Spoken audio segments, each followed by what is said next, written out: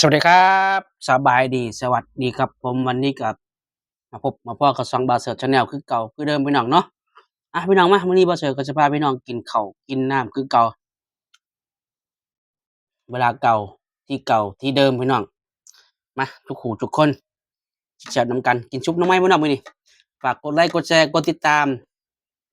กด Subscribe กดกระดิ่งแจ้งเตือนเพื่อผิดพลาดคลิปของบาเสิร์ชเว้าบ่ถูกพี่น้องกินข้าวมาพี่น้องมาอืมอืม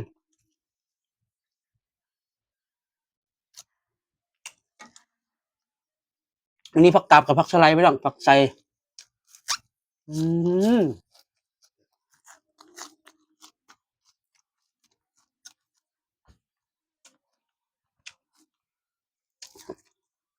ยุ่งไม่หนักยุ่งหลาย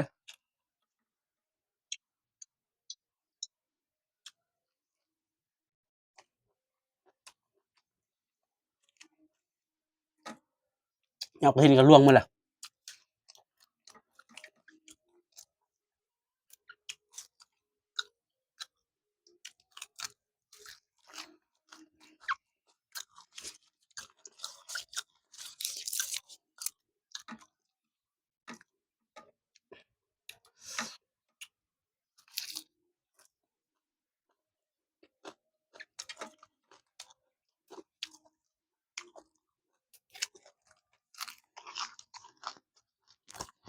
อืม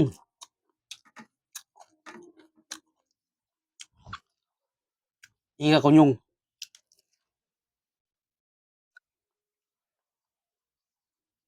ก็หลายโพดยุ่งเลย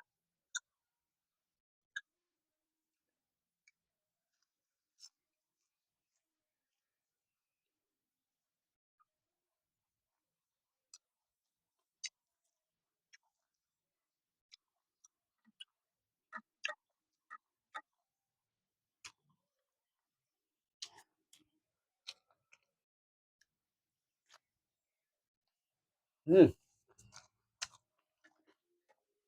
มันจะตกแล้ว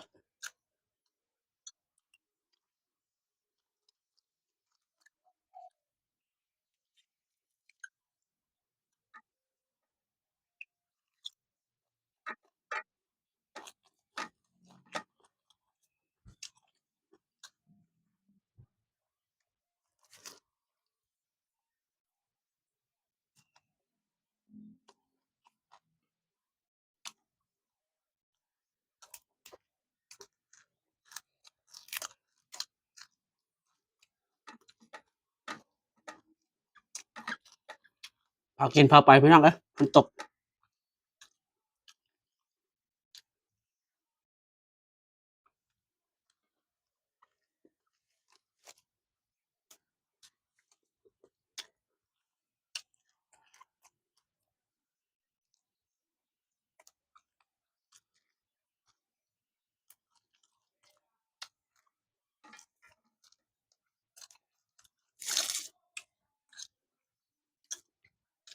ยุ่งเนาะ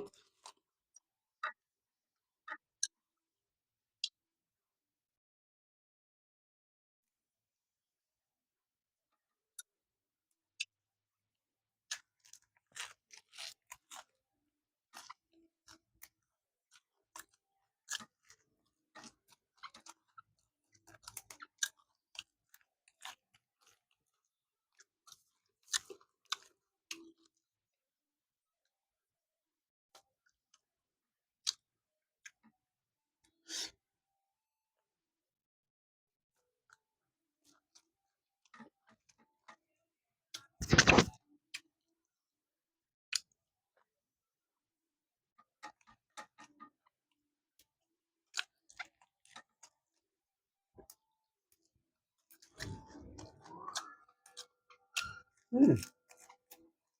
แซ่บพี่น้องแซ่บอืม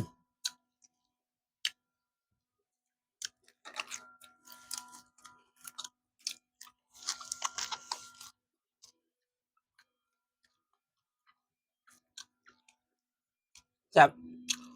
กินข้าวตีกับยุ่งก็หลายเฮ้ยพี่น้องสุดยอดเลย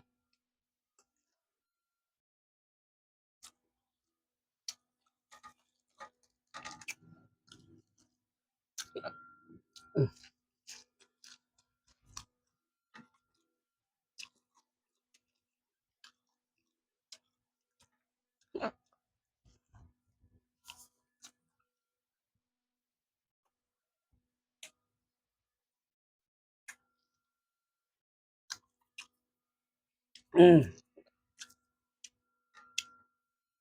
ถึก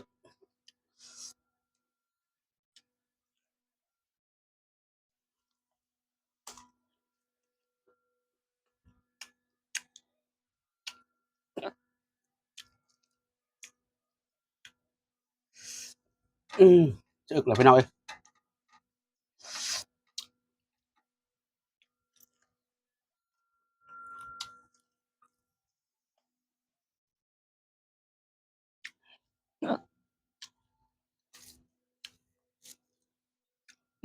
อืมกินงามก่อนโอ้ยฝนตกเลยพี่น้องเอ้ยฝนตกแล้วฝนตกแล้ว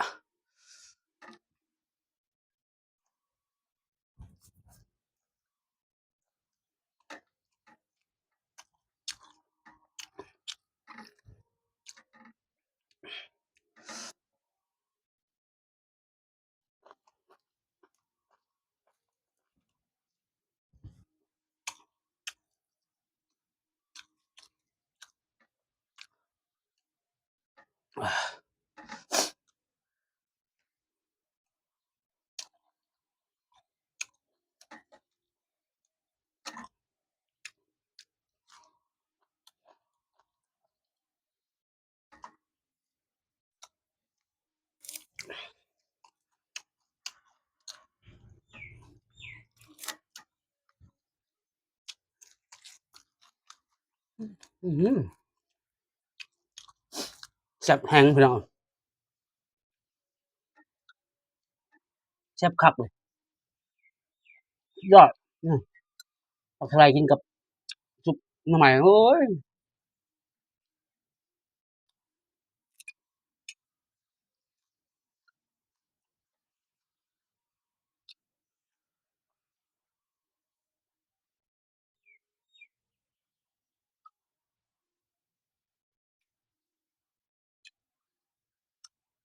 ฝนตกแล้วพี่น้องเอ้ยโอเคเนาะพี่น้องเนาะสำหรับคลิปนี้ก็ก็อย่าลืมกดไลค์กดแชร์กดติดตามพี่น้องเป็นกำลังใจให้บาสเสิร์ตเด้อพี่น้องเอ้ย